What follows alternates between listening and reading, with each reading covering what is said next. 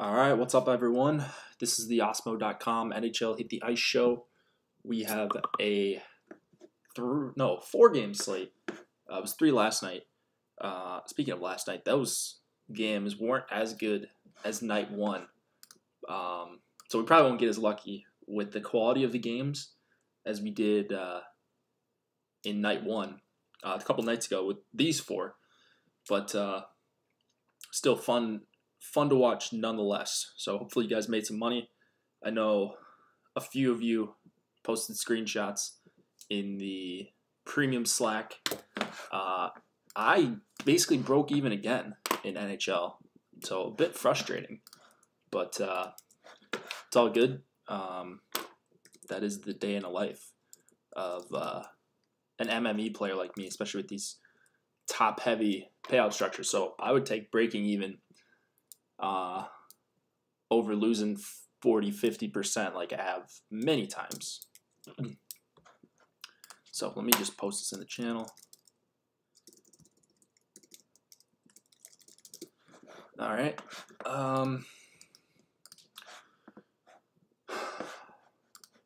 Nice 4-game slate tonight. More than average for a Friday night, right? Yeah. How many times have we had 4-game slates on Friday nights this year in the regular season? So cannot complain about this at all. We've got baseball as well. People were playing tennis or something in Slack today. NASCAR this weekend. The Masters this weekend. That was like the 5th thing I mentioned. So again, still a really, really fun time in sports. Fun time if you like DFS. And obviously DFS allows you to maybe like some other sports. So some sports you wouldn't watch otherwise. EMAC in chat, like, oh, NHL, baby. Yep.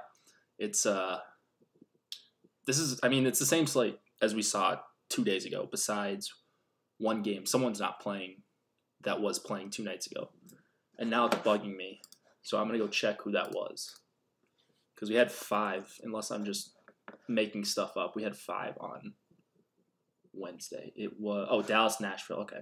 Good. They can get them out of the slate. I don't want to see any more Dallas, Nashville. That series, probably my least favorite. Nashville, my God, they're my kryptonite. They're probably the most frustrating team for me. Saturday is nuts. Yeah, Sunday's going to be unreal. We got another 4-game Sunday. I believe we got another 4 playoff games tomorrow. So it's going to be a late one for me. Playoff games, I think they start during the day too. NHL schedule. Tomorrow at 2, Hurricanes, Capitals. Nice. Speaking of my Canes, how about them fighting back? They could not quite do it. They had a power play to tie it up, and they are absolute trash on the power play. So not surprising they did not get there. But I think that's going to be a pretty good series. Caps looked great for the first period. Actually, I take that back. The Caps didn't even look that great. They scored 2 goals very efficiently, which is what they do. So that's probably part of the reason why their metrics aren't as good for having well over 100 points on the season. But, a couple dumb penalties by the Canes. Goal. Tough hole to crawl back from. So I think there will be better days in the series for the Canes. You know I'm still going to play them tomorrow. So there's not too much that's interesting to talk about from a slate perspective. We go from 5 games down to 4 with these 8 teams. So just ownership is going to be a little bit more, saturated on a few guys. Also a little tardy with this rankings. No, so they just dropped. I'm not sure why they're not updating. I'm going to try to refresh this and see. I literally just got the notification that they are up. I think this sheet updates every 12 minutes, so that might be it. To go back to Tampa or not, what is the general feeling on Tampa for you guys? What are you hearing from your friends or whatever, just NHL people? This is the classic must-win game for Tampa, right? You can't go down 0-2. You can't score 1 million points during the season, then go down 0-2 in 2 home games, right? I don't think. But I don't think they're going to go down 0-2. I think they're going to win. Whether or not that equates to DK points or one of their lines being the nuts, I think is a different story. Saw that third line be okay in the first game. But who knows? Going to see similar matchups here. That game just kind of got away from them. Everyone's predicting Tampa to bounce back. Yeah, I think that's probably that's what's most likely to happen. Tampa's a better team. But if they can get an edge in goaltending, Columbus, I'm talking about, they can win this series. So maybe you guys thought I was crazy for thinking that Bob can steal a game or two. He stole the second and third period for Columbus, and they were just able to score enough and at the right times. So that kind of stuff can happen. But I just think there's going to be a lot of ownership again on Tampa. Implied totals here looks like 4.1 to Tampa. Is that still holding true? Yeah, 4.1 and then 2.5 to Columbus. So you see an even bigger line than what we saw in Game 1. I don't think Columbus should be that big of underdogs to win this game. Just because it's a must-win game for Tampa does not mean that they're just going to go out there and sleepwalk through it and win. Columbus is a pretty solid team. They're pretty deep, as you saw, if they can get some secondary scoring here. And it looks like they've mixed up their lines as well, which DFO has not updated. Just, that's a potential edge right here. Testosterone played 0 Tampa Bay players in his booster. Wait, what? I don't know. I don't know what that means. Testosterone's going to play everyone tonight. I'm going to probably play everyone tonight. Speaking of that, I need to check these tournaments, make sure I don't get left out of this $10. Completely forgot to enter today.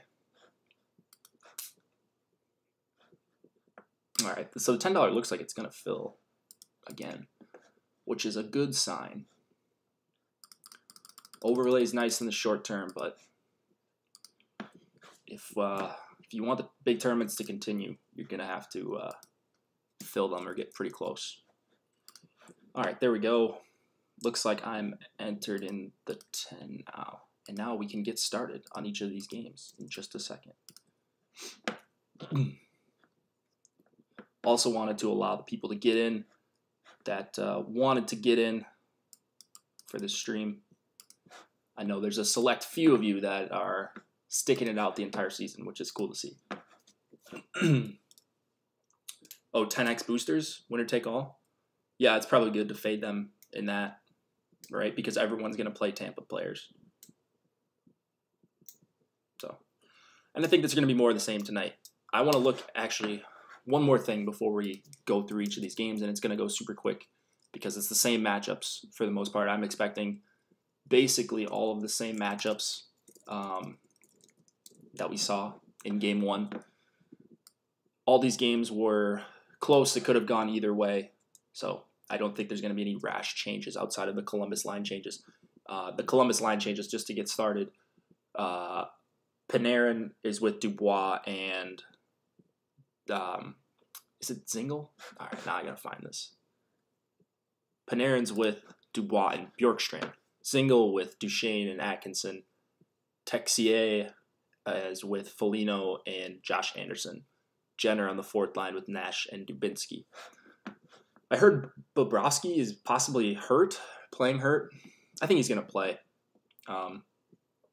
So probably nothing to worry about. He's confirmed. He should be fine. They gave him the rest day yesterday. They also gave him the rest day on Monday or Tuesday as well. So they're just trying to keep him fresh is what it sounds like. Don't think you really need to worry about him. He looked fantastic in the second and third periods. I want to see what just the ownership was in the big tournaments on some of these, or the big tournament, I guess. This is NHL we're talking about, a couple nights ago. So I'm going to, I'll pull this up. We're on the Osmo.com website. You go to Fantasy Cruncher. You go to NHL DraftKings, we're going to go to rewind so we can see the other tournaments and just kind of get a feel for ownership here. There I am, 10th place. So sad. It's not even like I was that close either. I was 8 points away.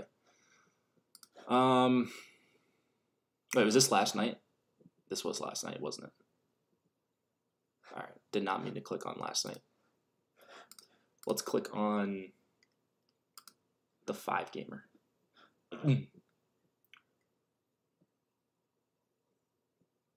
Tampa 3, Miller on the top PP. Nice.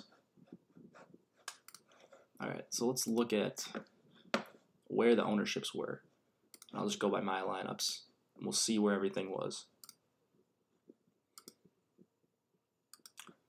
I'm assuming that my Tampa lineups weren't up there. So we got 24% for Point, 36% for Kucherov, Yanni Gourde, 15%. So the stack itself can only really be 15% owned because the lowest player in the stack is 15%. You're probably going to see around these same ownerships, Kucherov's going to be major chalk. I'm okay with that. If I'm playing Kucherov, it's in the context of a stack, whether that be with Point or Yanni Gourde. So nothing super interesting that I'm doing with Tampa outside of just trying to full stack them where I can. I don't know that it's a huge advantage for them at 5-on-5 against the Duchesne line or Dubois, Panarin, and I keep forgetting these guys. I keep getting Bjorkstrand, Zingle, and Anderson mixed up, but Bjorkstrand's with Dubois and Panarin. So I don't think it's that huge of a matchup. Power play is huge for Tampa, 4 implied total. You're going to see chalk on them. Going to be underweight, as I usually am with them. This should be a game they bounce back. Will they? I have no idea. And I think, for me, that just means that I will allocate my ownership shares elsewhere to lines that I do think have pretty big advantages in the next couple games. So 5-on-5, this game was played pretty evenly. I'm trying to read chat and talk at the same time. Mike, no, I have not. Is it cool? Yeah, I had 62.9% Giordano and 44 point. I think I had higher than that. I thought I had more Gio and more Carlson. Maybe you're right though. That tool is probably more accurate than my memory. Anyways, this is pretty standard ownership. I want to see what the Kucherov line was. So I'm going to take this over here, or Kucherov, the Stamkos line. I'm going to take this over here and try to download this quick and see if I can just pull up the Excel file.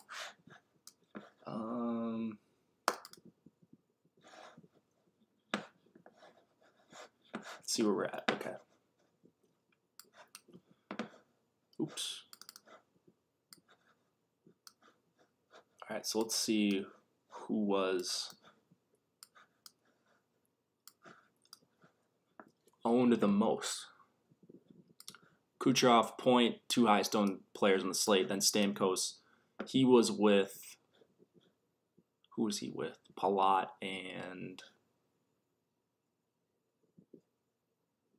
who was he with? Okay, so there's Palat at 8%, so he's 10% less owned than Stamkos, which is kind of crazy. Now I'm blanking on who he was with. Oh, Tyler Johnson, okay. Let's just search for Johnson. He's also 10%, over 10% less owned than Stamkos. So you see people aren't stacking in the traditional sense. I don't know what I'm going to be doing. Oh, what's up? Cliffy. He's at Guru Elite. Interesting. 50 lineups? Man, I haven't seen him playing much NHL. Good to see him back though. I actually saw he was kind of crushing this slate, I think, and then he fell off towards the end. But yeah, stud. Anyways, we can probably expect similar ownerships. We're gonna keep this over here. just to have that to reference. Same sort of matchups. Like I said, just the only difference here is just the lines for Columbus. So keep an eye on that. And yeah, you're going to have an edge if you do like Columbus. I think my favorite line is probably the Duchesne-Atkinson line. They're not that expensive as a trio. Yeah, EMAC, exactly. I don't want to say that name, so they can talk about that in chat. I don't really care. I don't know. You can go look at all my exposures. There might be another tool coming out where you can see that. Hint, hint. So, the implied totals are updated. Nice. Werenski, Seth Jones. I side with Jones as a one-off. His price has come down. I don't know why. But anyways, he's 5,100, scored last game. I think he is the higher upside player compared to Werenski, but Werenski does play on the power play with more talented players like Atkinson, Duchesne, Panarin, etc. I'm not crazy about the Stamkos line again. I like Stamkos as kind of a one-off for 7,400. I think that's an okay price for him. But also, I would rather just get up to Kucherov at 7,800, I think. I'm going to have a bunch of this Tampa 2 line. Going to have some of Tampa 3, but there is, again, another third line that I like a little bit better than Tampa 3. So I don't know that I'm going to find myself needing to get there a ton tonight. On the Lightning side for defense, yeah, Palat blows and is off the top PP. Yeah, Palat is not great for DFS. He's always got that PP1 tag. No, Mike, we just don't want to advertise that. There's a lot of other great tools elsewhere, but it'd be foolish for us to be screen sharing other sites' info and stuff. No. You got everything you need at Osmo.com. Promo code Hit the Ice gets you 50% off your first month of Osmo.com Premium. How about that transition? All right. Cirelli, one off to leverage against Tampa 1-2 ownership. I don't know that that's leverage in like the traditional sense, because just because Tampa 3 scores doesn't mean that Tampa 2 and Tampa 1 is any less likely to score in their next shift, you know? But I see what you're saying, Tyler. I don't think that that's dumb at all, but I just don't know that I'd be considering it like leverage or something. So, like in baseball where you stack against the opposing pitcher, that is like leverage in the traditional sense. Chalk pitcher is bad. Your lineups with the stacks against him go up. Everyone that had that pitcher goes down. Whereas this, maybe there's some correlation. I just don't know. I haven't done the math on it. EMAC, I always see you at the top of the leaderboards in the small MLB jukeboxes. EMAC, don't let him fool you. EMAC plays more money per night than you think. EMAC, he knows what he's good at and he sticks to it. And if you can crush those low stakes in bigger sports like MLB, NFL, like even NASCAR, those are you can make some real money in those. Maybe not life-changing $200K a year like you'll see, but EMAC knows what he's doing. I think he's got a pretty good ROI in the low dollar stuff. So if you play smart, you pick the right contests, you can certainly make a few $1,000s each year, easily doing that. Every sport, every slate, just like Osmo. Yes, I'm doing MLB today, salty old man. I am doing MLB today. MLB live before lock, 6 Eastern, myself and Chris Spags. Hopefully the sound will be a little bit better today. We are figuring out a fix for that, but I think it'll be good today and hopefully going forward. So apologies on that one. If you had trouble hearing Chris, that's probably my fault. Had to call in the big guns, had to call Josh Engelman and see if he can help me fix it. So yeah. I love doing the Friday shows with Chris. The live before lock. That's fun stuff.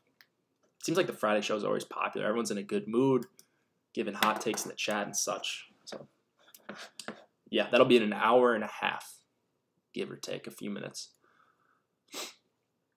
Penguins, Islanders, 2.8 implied total for the Pens, 2.7 for the Isles. Matt Murray and Robin Lehner in net. In my opinion, after looking at the scoring, or the box score of this game on game 1, yes, I did Jack's Outlaw Ray. I did. I don't know what that's about, but whatever. I'm going to enter in the free roll. I think that Pittsburgh probably should have won based on the possession numbers that I looked at. I think the Islanders, as far as lines go, they have maybe the best or the second best line in the series, or between these two teams. And then I think Pittsburgh basically has 3 top 4 lines here. So I will be playing a lot of Isles 1. Once again, I think they're going to see a bunch of time against both of these two lines. I don't think that's a bad matchup defensively for either side. So love this line once again. As you can see, they're super cheap on DK, so I'm just all over that. I love Anders Lee as a one-off for 5K. Barzell, a great playmaker. Eberle can score, as you saw last game. So this is really where it starts and ends for me with the Islanders, and there's going to be a lot of that. They weren't as highly owned as I expected them to be. They weren't chalk. I think they should have been, and they probably won't be chalk again here. The Cizikas line did see a bunch of time against Crosby, Gensel, and Rust, and they actually did a good job. So for me, likely going to be underweight on Pitt 1 as a stack.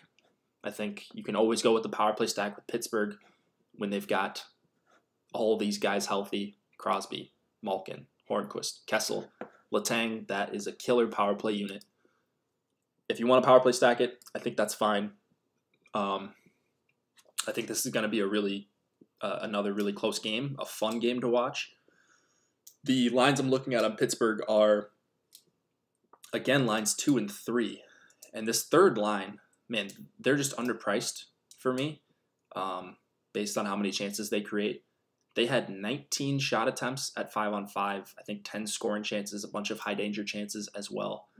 And I love it, again, because they had a full-line goal, but they didn't really go off.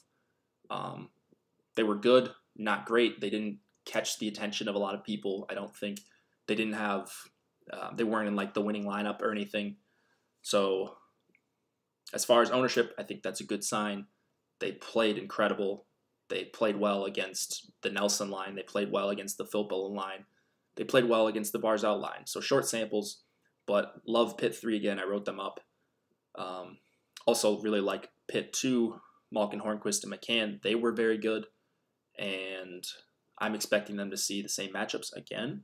So Pitt 2, Pitt 3, I will have all of both of those lines just underpriced and really good matchups that I'm seeing.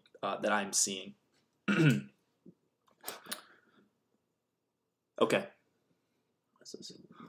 All right. On defense here, Pulock for 5K. I actually don't think Letty's a terrible play at 3,300, to be honest. And then Devin Tays is also in play for me. He's power play 1. That's really the only reason he's in play. He does have some offensive talent. He hasn't really showcased it all that much just yet. He's young. I mean, give him some time. Same thing, not same thing, but really like Chris Letang for the Pens tonight.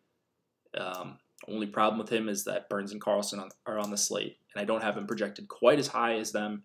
You can make the argument that he would be above Carlson and maybe above Burns, depending on really what you think of him. But he did play huge minutes last game. He's going to play huge minutes this entire series, provided he stays healthy. And if the Isles commit a bunch of penalties here, Letang, so much assist equity on that top power play. And the top power play plays a minute and a half to the full power play basically every time.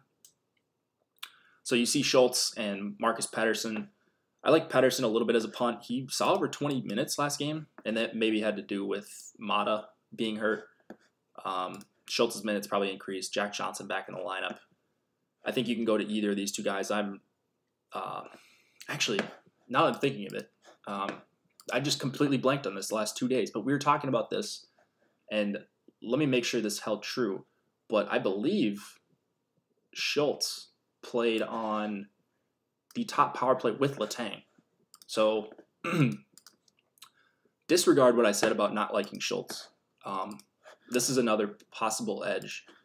And he's $2,200 cheaper than Letang. I still prefer Letang, of course, raw points. But if the $2,200 matters to you, then maybe dropping down to Schultz isn't a bad idea. Let's see. 5-on-4 PP. Let's go to Letang's unit. Oh, no. He only played 37 seconds with Letang. Okay. Yeah, 37 seconds when you search by Malkin. So Malkin played with Kessel, Crosby, Letang, and Hornquist for about 3 minutes each. And then Schultz only saw 37 seconds. Okay. So I am wrong about that. Just 9.1% JR. Nice. JR with the Penguins avatar. You know what you're talking about. You know. Letty did, yes. Penguins are juicy tonight. Yeah, I think, I don't know. If I was betting, I would probably bet the Penguins to win this game. I think this is going to be a 6 or 7 game series, though, for sure.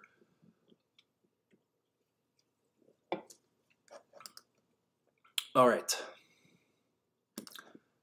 Let's move it on. 2 more games. My favorite game, Blues and the Jets. 2.6 implied total for the Blues. 2.8 for the Jets. Binnington in net against Hellebuck. No changes there. I don't really see any changes anywhere on either side. So we're going to see more of the same. We did see a hard match. Scheifele versus O'Reilly, Schenn, and Tarasenko. O'Reilly, Schenn, and Tarasenko, as we predicted, did have the edge in that matchup as far as scoring chances go. It wasn't enormous, but they definitely handed it to Winnipeg one when they were on 5v5 against each other. And it was a very hard match. Just want to reiterate that it was like 12 minutes, Scheifele versus O'Reilly. So they really, really tried to get Jets 1 against them. Now, does that possibly change? I mean, maybe. But, I mean, are you going to stick the 4th line out against O'Reilly, Schenn, and Tarasenko? Probably not. Are you going to stick the Hayes line on them? Probably not. You sure as hell are not going to stick any line with Patrick Laine on them. So I would expect to see the same. Maybe a little bit of a mixture of a couple lines going up against Blues 1. But for the most part, it's going to be Jets 1 against Blues 1. Once again, that's an edge for St. Louis 1. Looking at their ownership last game, I was pleasantly surprised. This is all kinds of good. All right, where's Schenn? Okay. So I'll highlight these for you guys. From players we're looking at. Schenn, 10%. Tarasenko, 10.67. 11.7 for O'Reilly. Just way too good of a line, way too good of players, too good of correlation. I don't even know if they had power play. Oh, wait, you guys can't see this. I don't even know if they had power play time together. However, when they are on the power play, it's going to be a lot of STL1 together. I know they had a couple opportunities, actually, now that I'm thinking of it. But they're going to be with Pietrangelo, so you absolutely love that. I am all over St. Louis 1 once again. I think they're going to have a blow-up game at some point during the series, and I am definitely going to be on it. When they do, they're just so good. I think they are better than Jets 1, even though the Jets probably going to get some more advantageous matchups. This line was higher owned. Yeah, so we had Scheifele, Wheeler, Those guys were at 15 and 13.8. Who's the guy that was left off? Connor? Where's he at? So, I mean, close, but I still don't think St. Louis 1 should be lower owned than Winnipeg 1 when they're going up against each other. No, sir. And this is another one where people, I don't know how much people factor this in, but people that go with their own gut or whatever are going to say, okay, Jets need this game. Winnipeg 1's going to have a big performance. They're underpriced on DK. And I probably agree with that, besides Winnipeg 1 having a big performance. They've probably got one in them, even against St. Louis 1. But I don't think the ownership is right for me to go crazy with Jets 1. So underweight for me again, probably underweight for me on basically all these lines, like for the Jets. And then overweight on basically all the Blues lines. So STL 1 especially, but I love the way that the second line played as well. And then the third line, Bozak played like a madman. I think he had 6 shots, 5 scoring chances, a couple high danger chances. And high danger chances were tough to come by. You saw, I think St. Louis 1 had a couple of them. St. Louis 3 had the other few. So this would be another one that I think you can go to that's going to be relatively unowned. Probably going to see some time against the Hayes line. Probably going to see some time against the Ford lines. They looked pretty good to me, and the numbers kind of back that up.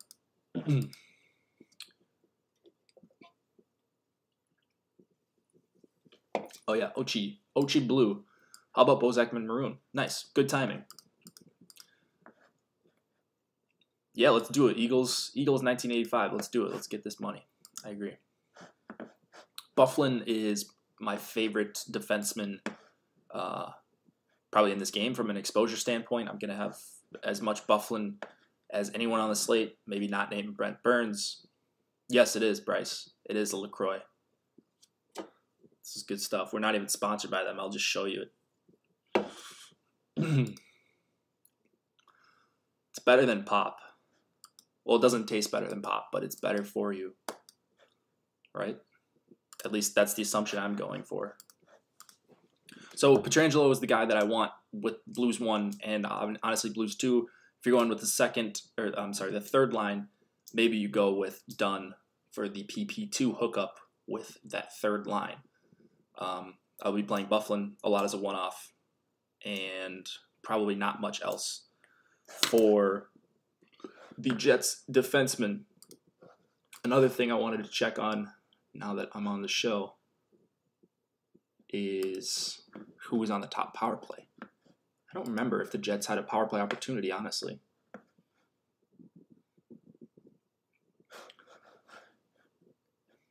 Let's see. Jets, we'll go Scheifele. He's always on the top unit. It was Trouba. Yeah, it was essentially Trouba. They had one opportunity. They had 0 shot attempts. They allowed 2 shot attempts, which is very bad if you are a top unit on the power play. Okay, let's move it on to the last game of the night. I think we're good there. Golden Knights and San Jose Sharks, another one of my favorites. Marc-Andre Fleury, Martin Jones. In net, we saw some decent goaltending from Martin Jones. Especially for his standards. He only allowed 2 goals. So Carlson back, I'm sure, is going to help. Vlasic playing well. Vlasic playing with Burns, is that true? Do we know that?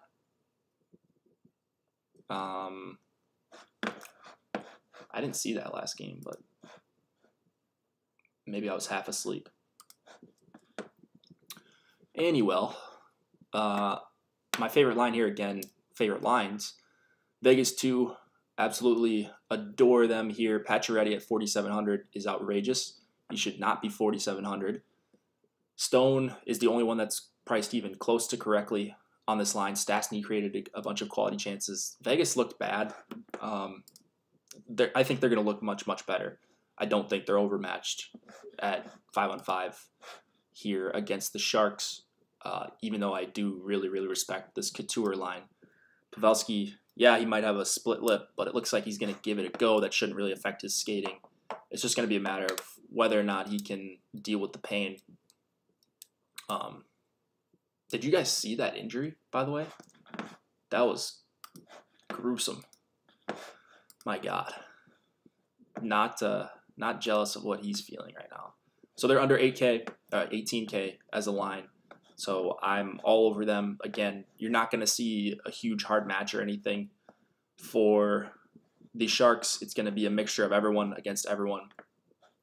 I'm higher on San Jose 1 again, Vegas 2, and also Vegas 3. So actually, I do like a lot of third lines tonight. Now that I think of it, St. Louis 3, Vegas 3, Pitt 3. You can play Tampa 3. So you guys kind of know where I'm at, I think, for most of the slate. Shea Theodore at 4,800, his price came up a little bit. It's not high enough. Osmo has him as a D value. That's making me a little bit worried, like he knows something that I don't. But I think I'm sticking with my guns on Theodore. Going to be playing a lot of Shea, and looking at what he was last game. Where is he at? 7.84%. Yeah, he should be higher than that. I think he's one of the better defensemen plays on the slate from a value perspective, and he was the other night, and he was 4,500, and people just did not play him. So more for us, I suppose. More for the people watching this. He's super talented. He's on the power play with Pacioretty, Stastny, and Stone. The shots will be there at some point. It's I like being on a guy like that for a few games at a time. And same thing with lines. Sometimes you need a few games for them to bust out. So, Gusman _ 2K1 Hurdle or Ryan O'Reilly for cash. Ryan O'Reilly for me. He did get a late assist, Theodore. So it wasn't a ceiling game. I'm glad it wasn't, because then more people would be on him.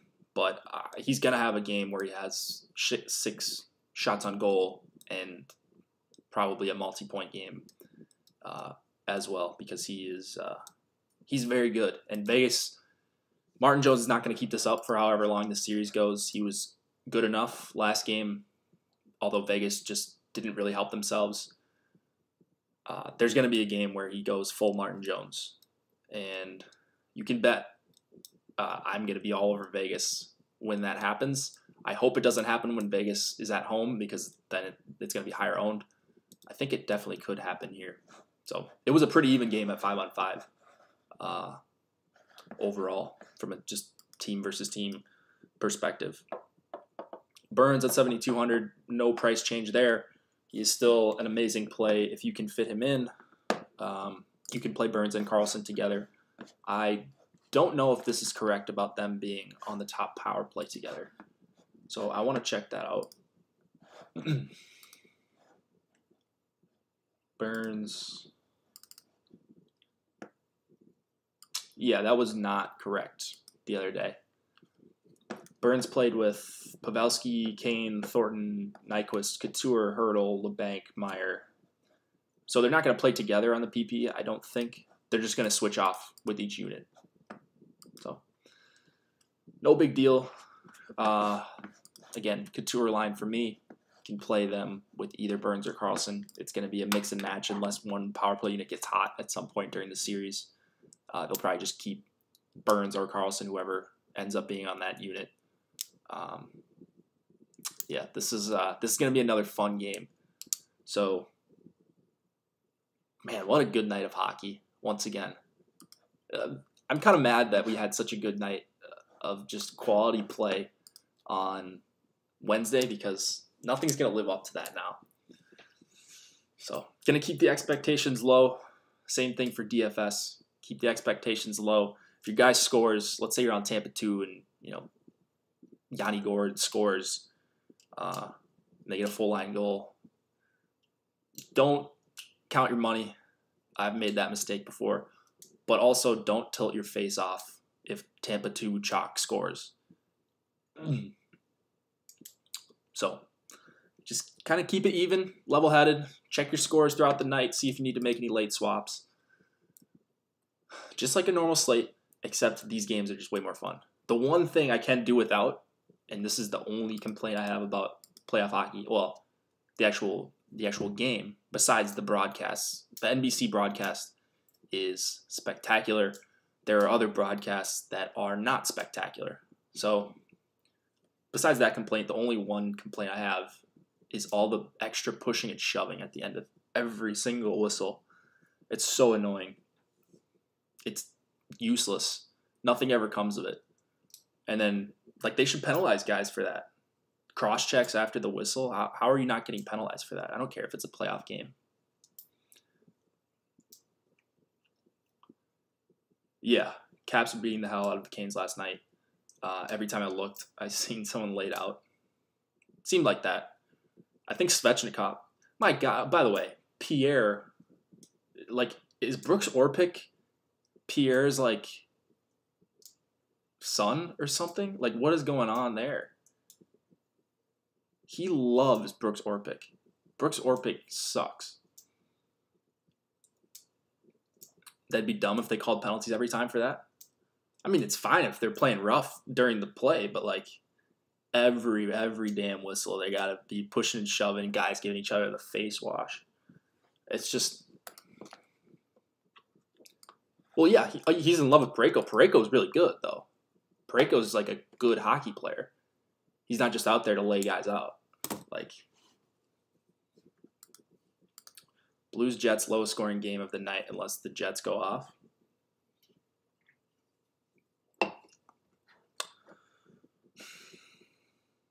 Oh. I mean, could be.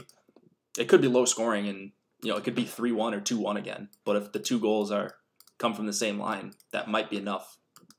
So I try not to worry about, like, the totals as much here. It does help for ownership. Like, you're going to see a lot of ownership on Tampa. But on a short slate like this, it's raw points that you need more so than anything.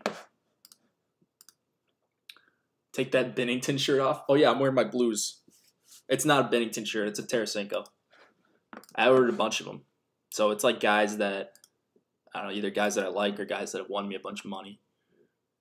I have a Marchessault shirt, jersey as well, that I've yet to bust out. So maybe tomorrow, depending on what happens with this Golden Knights Sharks game. Or yeah, tomorrow? Yeah, tomorrow. I don't know if we're going to have a show tomorrow. I think I'm doing an MLB strategy show. So I don't know if I'm going to have time before the 2 p.m. or 3 p.m. Eastern lock time. So stay tuned for that. I'm not even a Blues fan, but I want the Blues to win. Stay tuned for the schedule. I'll let you guys know in chat, in the Slack, whether or not we are going to go live or not. Regardless, there will be MLB content, ownership projections, rankings, all that stuff coming up today and beyond. Lee and Eberle are a must-play tonight. Matt Murray is junk. I mean, Anders Lee for 5K I think is stupid. I mean, stupid not to play him or play a good amount of him, depending on what you're doing, how many lineups you play. But thanks for sticking with me. Looks like we got a decent crowd, actually. If you could hit the like button, that always helps us out directly and indirectly. Makes me look good to the bosses. So if you want me to continue to be doing the show for you guys, that would be appreciated if you could just give us a simple like. You guys always help me with content throughout the show with your chats. What goalie? Let's see. The goalie I have the most of, it's probably Binnington. I've got the most of Binnington and Murray. So one of those two guys would be my answer. All right. Fleury, I think. Yeah, I don't know. I mean, Goalie's so tough. I don't know. That's why I like to correlate. It's such a correlation-based sport that taking the goalie with the stack that you're playing, I think, is almost always a good fallback. So, okay. I will see you guys maybe tomorrow. If not, it will be Monday. Yeah, Ricky Bobby. Hopefully DraftKings has better tournaments on Saturday. They usually pour in more tourneys. Pour in more money in the tourneys. Yeah, hopefully. I'm hoping they throw out some nice tournaments for tomorrow. I don't know what they're actually going to do with the slate. So if it's a later slate, I'll probably be able to get a show in. But if they include that 2 p.m. game, it'll be tough for me to make that happen if I do have a MLB show. Tune into MLB Live Before Lock in an hour and 10 minutes. Myself and Chris Spags, we will be breaking it down for you and just hanging out. It's a Friday, right? What better do you have to do while you get ready to go out or sit on your deck or drink your beer? And then it's just watching playoff hockey. I'll be in premium chat in and out as I watch these games. Good luck tonight, guys. See you soon.